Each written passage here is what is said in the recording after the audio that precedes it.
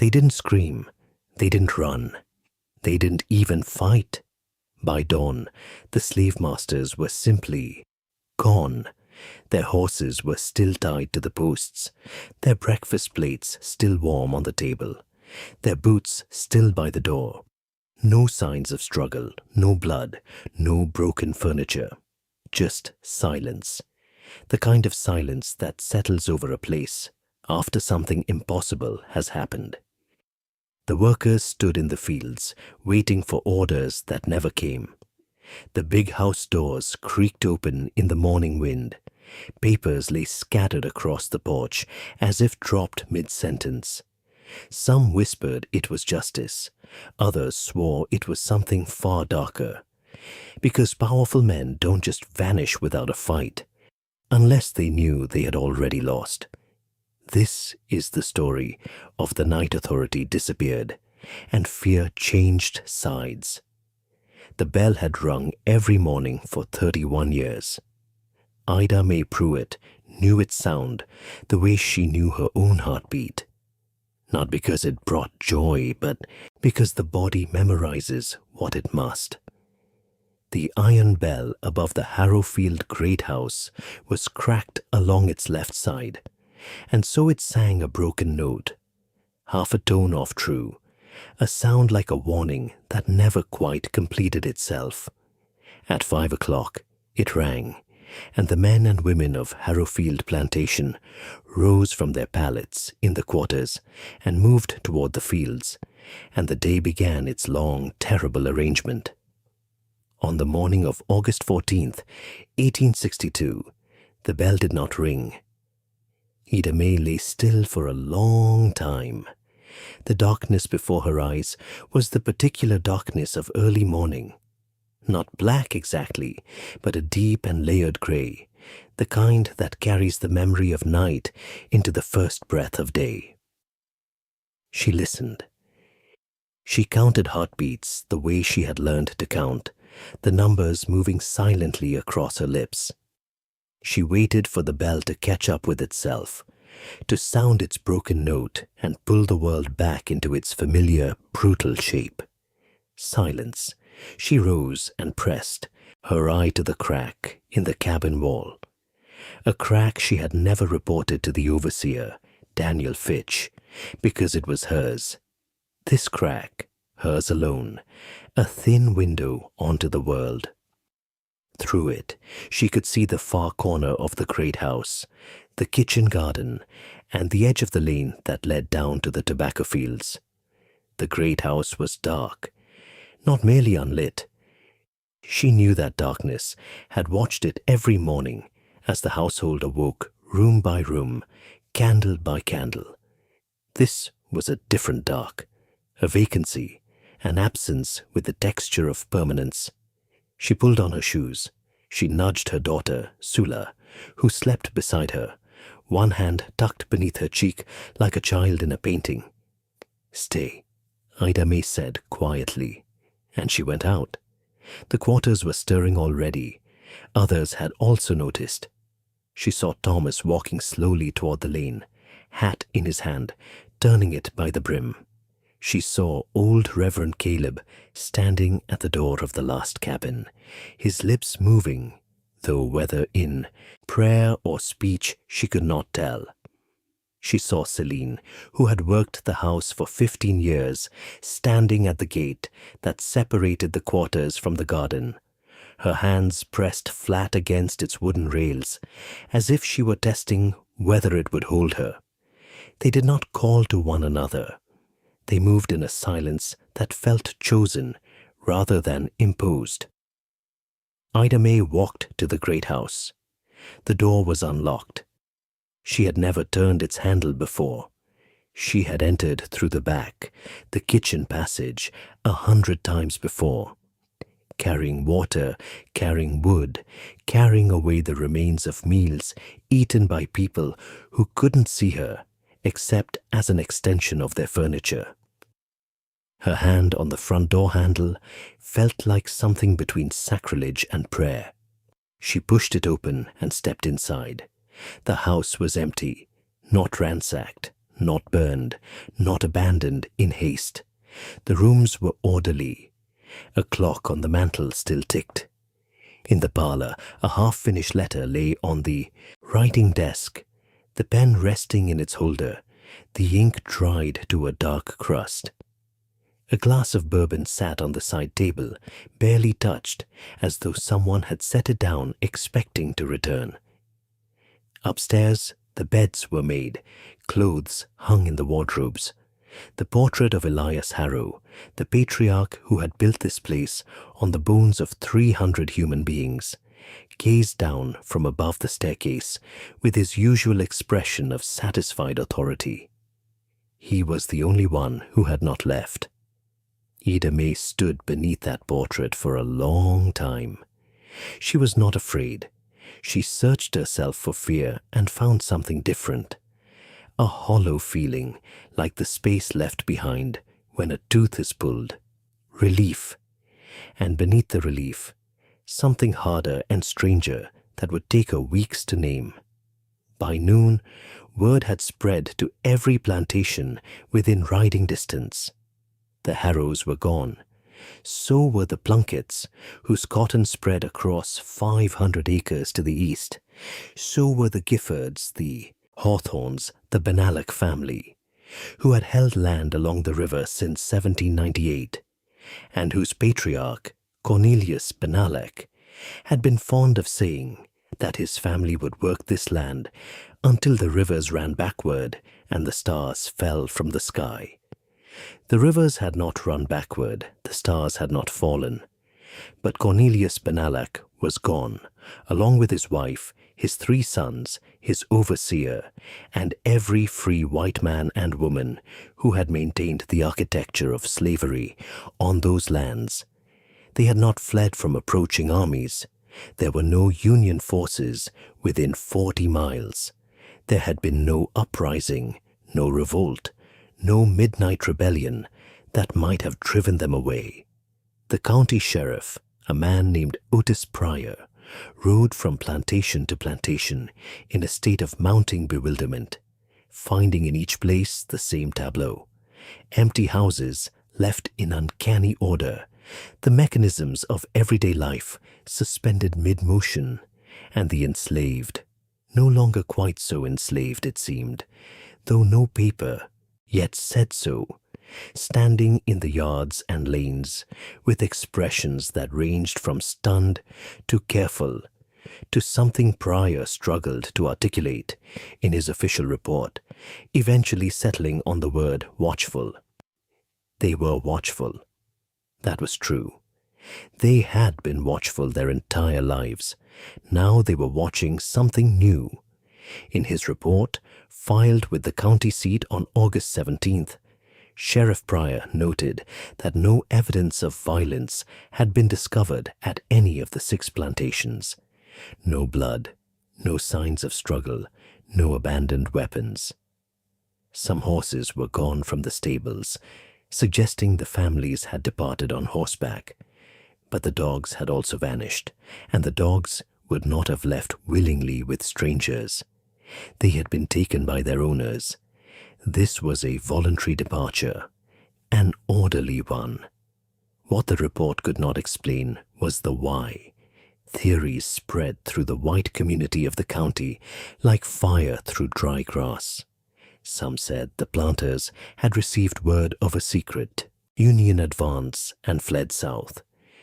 Others said they had gone north under cover of darkness to negotiate terms before the war's end, which everyone now sensed was coming, though no one said so plainly. The minister of the First Baptist Church delivered a sermon suggesting that God had removed the slaveholders as a judgment upon their sins. A brave sermon delivered to a congregation of women whose husbands were mostly away at war, and received in various degrees of shock and silence. But none of these explanations satisfied, because none of them accounted for what had been left behind. It was Celine who found it. She had gone methodically through the Harrow house over the course of 2 days, understanding with a clarity that surprised even her that this was now her domain to understand. She could read, a fact she had kept hidden for 9 years, taught in secret by the planter's daughter, Marguerite, who had died of fever at 15 and taken her kindness to the grave. Celine had kept the reading secret the way she kept other things secret, as a form of survival, a resource to be preserved. On the writing desk in the parlor, beneath the unfinished letter, which was addressed to a man in Richmond, discussing tobacco prices, and broke off mid-sentence as though the writer had simply stood up in the middle of a thought and walked out of his life. She found a second letter. This one was sealed with red wax, but not addressed. She opened it. She read it 3 times before she brought it to Ida May and Thomas and the Reverend Caleb, who gathered in the parlor and listened as she read it aloud. To whosoever remains, we do not ask forgiveness. We understand that it is not ours to request and not yours to owe. We are leaving because we can no longer perform the necessary cruelties. Not because the law has changed or the armies have arrived, or God has spoken in any voice we could hear distinctly. We are leaving because one of us, and I will not say who, because it does not matter who was first, woke at 3 in the morning and could not breathe, and lay in the dark and understood with finality that what we are doing is monstrous, and told one of us, and that one told another, and so it spread, as things spread in the night, when they can no longer be contained by daylight. We are not brave. This is not courage. Courage would be to stay and make it right, and we know too well that we do not have the capacity to make it right, not because the wrong is too great, though it is, but because we have grown so practiced in the art of not seeing that we no longer trust our own sight. We have lived too long in a house we built on a lie. When we look at the walls now, all we see is what holds them up. The land is yours. We make no deed to it because we have no clean authority to grant what we stole. But we are leaving it, and we will not come back, and we will not send others in our place. Do with it what you can. This is a shameful letter. We know it. We are ashamed. H. The parlor was quiet for a very long time. Then Reverend Caleb said, "Well," and nothing else for a while. Then Thomas said, "They left because they couldn't look at us anymore." Ida May thought about that. It did not feel like what she had expected liberation to feel like. She had imagined it differently, had imagined it with fire and proclamation, with a great ringing voice announcing what was true. She had not imagined it as an empty house and a letter from a man too ashamed to sign his name properly, only his initials, as though even that small dignity needed to be withheld. "What do we do?" Sula asked from the doorway. She was 17. She had her whole life in her eyes. Ida May looked at her daughter. She looked at the others gathered in the parlor of a house she had cleaned and cooked in and carried water through for 31 years. She looked at the portrait of Elias Harrow above the stairs. "We begin," she said. The beginning was not triumphant. It was not simple. It was one of the hardest things any of them had ever done, and they had done very hard things their entire lives. Thomas, who had managed the tobacco fields and knew their rhythms better than any of the overseers ever had, organized the harvest. It was August. The tobacco was ready. It would not wait for anyone to resolve questions of ownership and law and freedom. The leaves were yellowing at the edges, and a crop left in the ground was a crop lost, and they were practical people. They had been made practical by a world that gave them no choice in the matter. 63 people worked Harrowfield. Of these, 9 decided immediately to leave, to walk north, to find family members who had been sold away, to take their chances on the roads. Ida May gave them food from the kitchen stores. Thomas gave them 2 horses. They left in the grey morning of the second day, and she watched them go and felt both the desire to follow and the roots of something she could not yet name holding her to the ground. The remaining 54 began the work. It was strange, the work, because it was the same work and utterly different work. The same hands in the same soil under the same sun. But the bell did not ring, and Daniel Fitch was not watching from the tree line, and no one threatened, and no one was dragged away for a perceived laziness. And when the day's light failed, people stopped because they chose to stop. The stopping was the difference. The choosing. They had disagreements. Sharp ones sometimes. Thomas and a man named Aurelius argued for 3 days about how to divide the work fairly, their voices rising in the tobacco barn to a pitch that would once have brought the overseer running. There was no overseer. They argued until they found an answer, and the answer was not perfect, but it was theirs. And they worked it. Celine, who could read, and who taught 2 others to read in the evenings by lamplight, using the planter's own books, which seemed to both of them like a small act of justice, began to compose a letter to the county seat. She wrote it carefully, consulted with Ida May, consulted with Thomas, rewrote it several times. It stated that the people of Harrowfield were in possession of the land and intended to work it for their own benefit, and it requested acknowledgement from whatever authority existed that this was lawful. She knew it might accomplish nothing. She sent it anyway. She sent a copy to the Union Army commander, whose office, she had learned from a traveling preacher, was in the city to the north. The replies, when they came, were complicated and slow and mixed. The legal question was above anyone's head to resolve cleanly.